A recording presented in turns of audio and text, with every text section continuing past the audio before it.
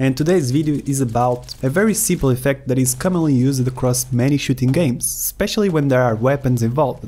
And as you have guessed by now, it's muzzle flashes.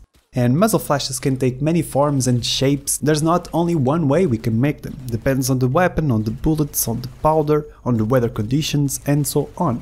That's why I made so many variations, which are all available on my Patreon page, links in the description. But this is the one I'm going to show you how to create, and it comes with a free smoke texture, which is super cool.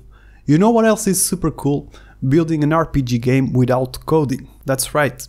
Today's sponsor is RPG Builder, a Unity extension that is highly customizable without you worrying about coding. Just look at all of these features that comes out of the box. Plus, it's super well documented with more than 60 video tutorials on how to use the RPG Builder. And if you have a question, Thomas, the developer, is super active on his Discord channel and will certainly help you. And for a very limited time it has 25% off discount. There's a link in the description and on the comments as well. Make sure to check that out, it's looking very promising. So yeah, let's jump right into it and let's see how to create the basic and common muzzle flash in Unity with VFX Graph. So, the most common way is to use two meshes, this cone and these two planes. And I used Blender to create them. For the cone, I start with a circle that I added with Shift A. Then with Tab, I'm gonna enter in edit mode, select everything and press E to extrude. And then I'm gonna press escape so every vertex is left in the same place. And now with S I'm gonna scale this down until more or less around here. I selected everything with A and I pressed U to choose light map pack. And then with Ctrl Tab I select faces and select one face, and then select everything with A again and press U to choose follow active quads. This way, if we open up a window right here, and if you go to the UVs, this way you will notice that the UVs are straight, just like this. The only thing remaining to do is to fit them in the UV area. And you can go to UV and turn on constraint to image, so it doesn't go out of the boundaries of the UV area. So the UVs are done, which are really important. Just make sure the vertices outside are facing up in the UV area. And that's it. We only need now to add with Ctrl R a little bit more of geometry, and while holding Shift and Alt, with right click we can select all of these vertices, and with O we can turn on proportional editing and press G. Basically we want to end up with this cone right here. And in object mode I'm gonna press spacebar to search for shade smooth. I'm just going to rename this to muzzle cone, so I can easily find it in Unity. Finally, let's rotate this, let's press R and then press X to rotate 90 degrees. And for the other mesh, with Shift A, let's add a plane. Press G and Y and then 1 to move it to this position. And let's change the pivot by pressing Ctrl Shift Alt C and select Origin to 3D cursor. This way, every time we scale this, it will scale from this pivot. Now if we enter in edit mode, for the UVs, we can rotate this 180 degrees, so this edge faces down. After that, with A you can select everything and press Shift D to duplicate this geometry and rotate it 90 degrees the Y-axis, so we end up with this object.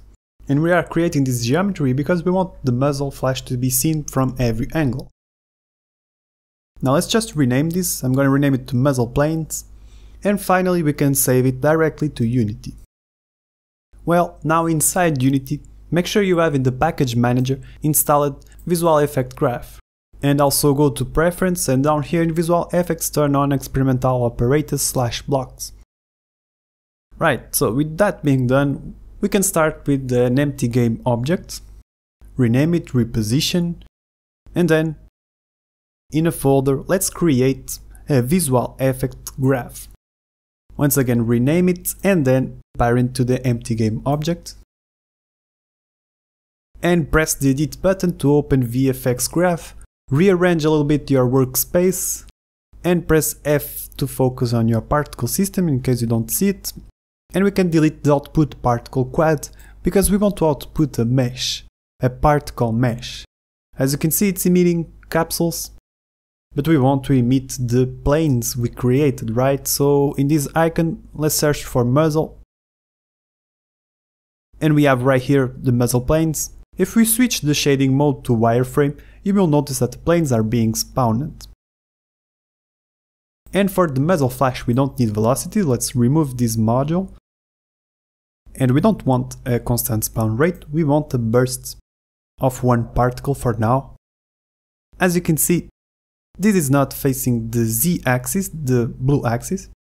Personally, I prefer it faces the z-axis, so I'm going to use a set angle to rotate minus 90 degrees and not 90 degrees like I did. This way, when we control the set size down here, you don't need to set it to -1. In the end, it's the same thing, but instead of using negative values, you can use positive values in the set size. Now for the next part, we needed a muzzle texture. And there's two options. You can quickly Google Muzzle Flash and you will get plenty of muzzles. Or you can open up Photoshop, GIMP or Krita or something similar, create a new file, and in a new layer, you can press Pen to access the pen tool, click more or less around here, and while holding shift, click again up here, and with right click you can select stroke path. Make sure the tool is brush and that simulate pressure is on.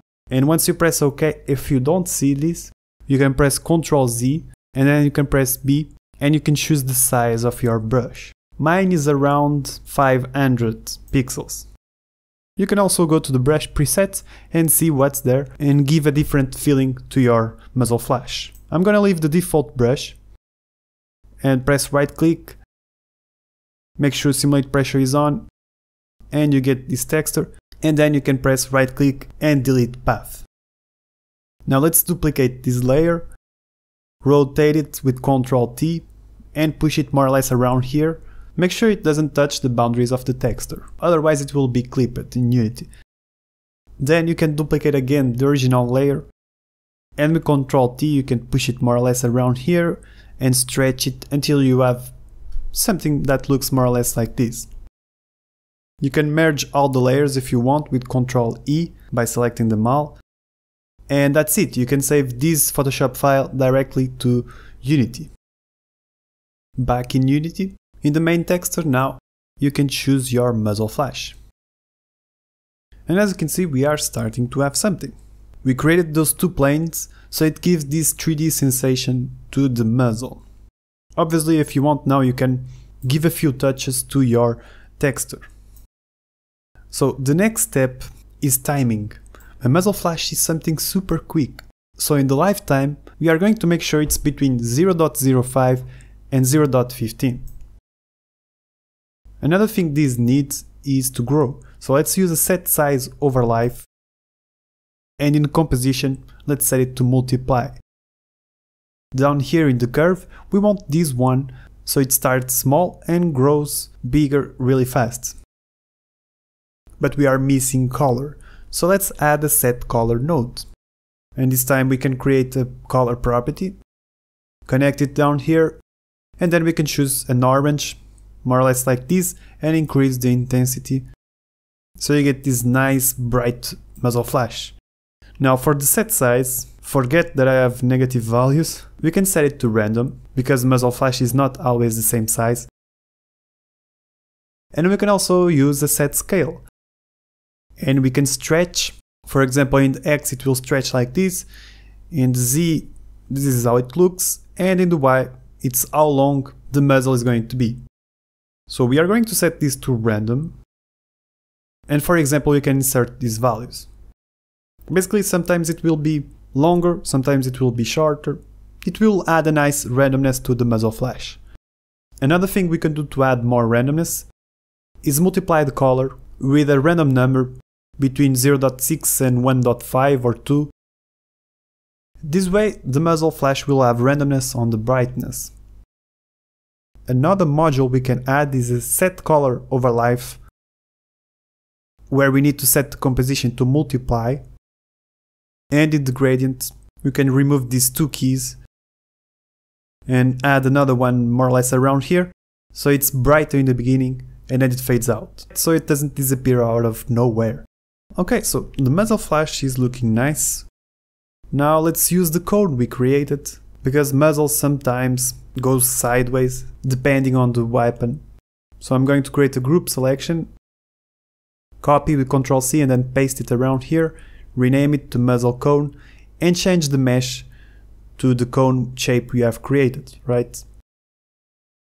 And I'm going to slow this down in the play rate, so we can see what's happening here. If I turn on wireframe, you will notice that the code is with the wrong rotation, right? And that's because we have a set angle that we can remove, we don't need it. If we press play now, and in my case this is pointing to the opposite direction because of the negative values I have in the set size. Like I said a few moments earlier, you don't need negative values if you rotate minus 90 degrees. And the cool thing is that the set scale, the Z, will control the depth of this muzzle cone. Right, now, as you may notice, this is how the texture is being mapped. And that's normal, because we want to set the UV mode to scale and bias. This allows us to control the UV scale, especially the X value. As you can see, if I insert 5, it will repeat this texture 5 times. And we have this nice star that we commonly see in muzzles. And then you can adjust the scale as you wish, but you can also insert a random number in the X of the UV scale, something between 2 and 5 for example, and it will be always random, which is super cool. And if I bring an AK model into this, we can have a better perception of how it's looking. And if you think the muzzle is too big, you can easily scale it down like you do with any other object. Now if you wanna add smoke, go get this texture in the link that I left in the description. Then with spacebar, add a simple particle system. You can replace the constant spawn rate with a burst of 1 or more particles. For the velocity, the X controls if it goes sideways, the Y is to go up or down, and the Z is how far the smoke goes. Lifetime should be something short.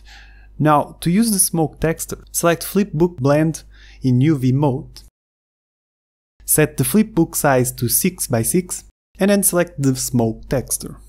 Only one frame is showing because we need to animate this texture, so search for index life and choose this curve, and with right click in the last key, press edit, and since this is 6x6 it gives 36 frames, so let's set it to 35 because it starts at 0.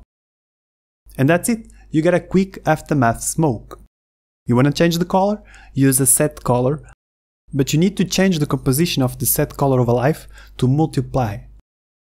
You wanna make it brighter? Change the blend mode to additive. You can also make the size random with a set size.